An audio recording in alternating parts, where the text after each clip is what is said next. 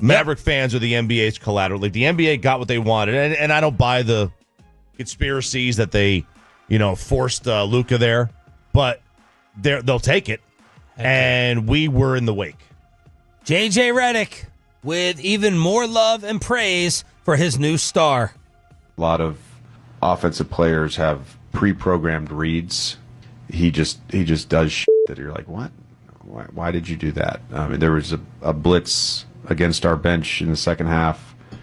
Could have made one read, could have made another read, made the read that I would have picked last, and we ended up getting a layup on it. Like, our guys are starting to get into a groove and a rhythm, even with the non-cadence of how he plays. Now, before you say, oh my gosh, someone who appreciates him, Jason Kidd would talk about Luka like that as well. Sure. He'd be like, oh, he's better than Dirk.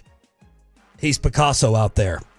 But did he do the little things that Jason Kidd wanted? And the one guy I do want to track down, Michael Finley needs to answer for why he took the beer.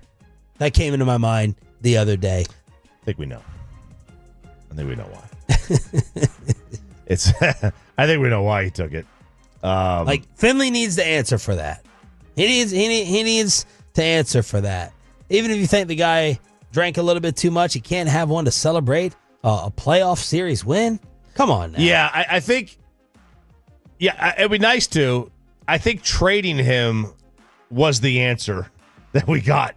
I think that definitely played into it. All right, yesterday we had a lot of discussion about Kyrie leaving, trading him. Tim Bontemps, ESPN, saying you should trade Anthony Davis and not have him play another game as a Maverick. Well, Chandler Parsons, we know he is in the know, if nothing else.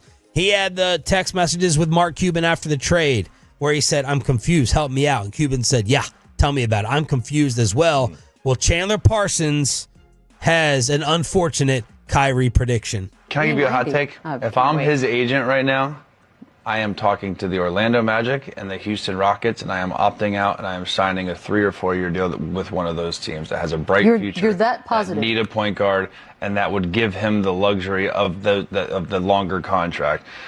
33 years old, proving yourself on it. Yeah, sure, you can go that route, but I think he's up for one more contract. If he can get that this summer, whether it's with Dallas or not, so be it. So can I play devil's advocate? All right, stop it right there.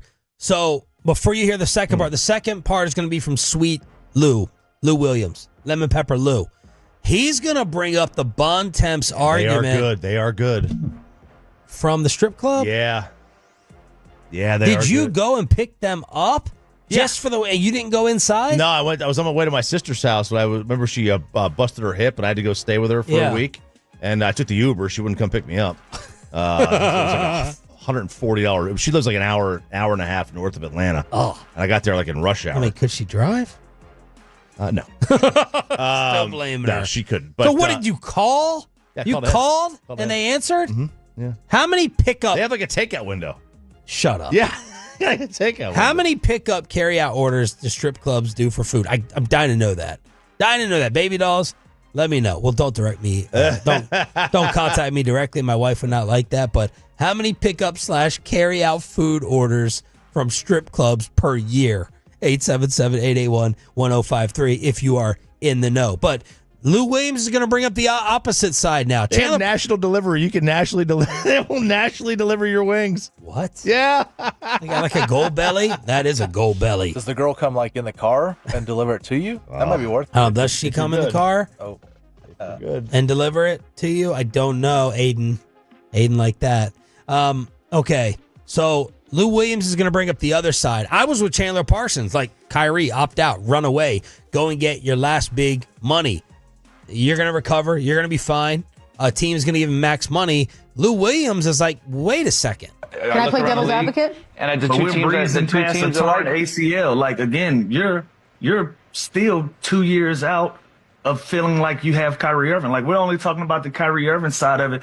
That's smart for his agent to do. That's good business. But if you're the Orlando Magic and you got Suggs that's out, you have their point guard that's out, you kind of sitting here like, I don't want to hedge my bets on another point guard that's going to be recovering from an ACL injury. I'm going to want somebody that's young and that's healthy. And so that's one side of the ball. But the other flip of the coin is what teams are going to entertain this conversation. March 5th, 2025, 7:41 a.m. I'm calling it. He will be on the Magic of the Rockets next year. Wow. I can't imagine Kyrie goes to Orlando. Why? Just because they're irrelevant? It's just Orlando. I know they're an interesting young team. But I don't see him in Orlando. Houston, I could buy Houston. What drives Kyrie's? Well, we can do that as a future discussion. Let's talk about the Lou Williams opinion, and that's what Bontemps said. You cannot, if you're Nico Harrison, according to Tim Bontemps, ESPN, plan on having the roster you envision after the trade at full health and full potential for next season because of the injury. Can't. And Lou Williams, former great player, all-time six-man, he just said the same thing. Same thing. And he's right. You can't plan on, if you're Nico, you can't plan on having Kyrie ready. So if you're the Mavericks, are you hoping he opts out secretly? And then you trade AD? I honestly think that's your only play at this point. I mean, that's probably the smart team building thing. Or do you say, we'll have Kyrie for half the year. Next year, we're probably not going to win anything.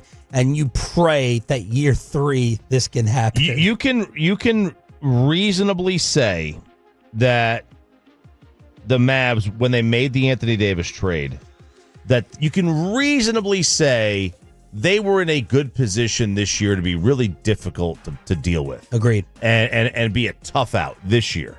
And then next year, too. The moment Anthony Davis got hurt, and a lot of that changed for this year. But the moment Kyrie got hurt, that changed for this year and next year. And that 3 or 4 year window is now a 2-year window at the back end when these guys are much older. Like, the likelihood is, if let's just say the Mavs gave themselves a 4-year window with Kyrie and Anthony Davis, without question, the most likely winning year would have been in the year 1 or 2, just from an age perspective. And then as you got further along, it decreased. Now you have to move things now. Kyrie, you're going to sign him, now this offseason. If he opts out, you're going to sign him back. I mean, if you're Nico, you feel like you kind of have to. But then what are you going to do with Anthony Davis? Like, the smart thing is to move on. It just is. Get a bunch of picks. Don't get players. Get picks. Send them to somebody else, and then let go from there. Well, if Nico, I think his plan was, let's add Kevin Durant. Mm-hmm. The Suns are a dumpster fire. It's an absolute mess. Durant almost broke down the other day talking about the Kyrie injury, saying, that's my guy, that's my boy. Well, here's Brian Windhorst on a team that could be screwing up Nico's plan. Where is KD going to wind up? Another small market team to watch. Minnesota Timberwolves, which Ant Edwards and KD, very tight connection, also from the Olympics. The Timberwolves tried to pull off a crazy trade at the deadline for KD. Look for them to revisit those talks this summer. This is his fingers in the air. Windhorst. Yep. Anytime Windy speaks about where the wind is blowing, I listen. Where the windy's blowing. Where the windy is blowing. Like, I could totally buy this, and they're going to screw this up.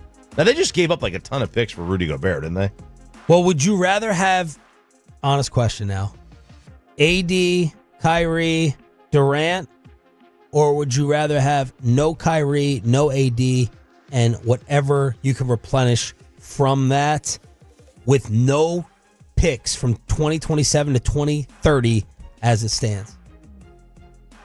I know that may seem like a crazy question on the surface, but there's a lot of Mavs fans who may just want to rip the whole Band-Aid off. Yeah. And not want to win that way with KD and AD. Yeah, I don't want to root for KD and AD. I don't know. It's just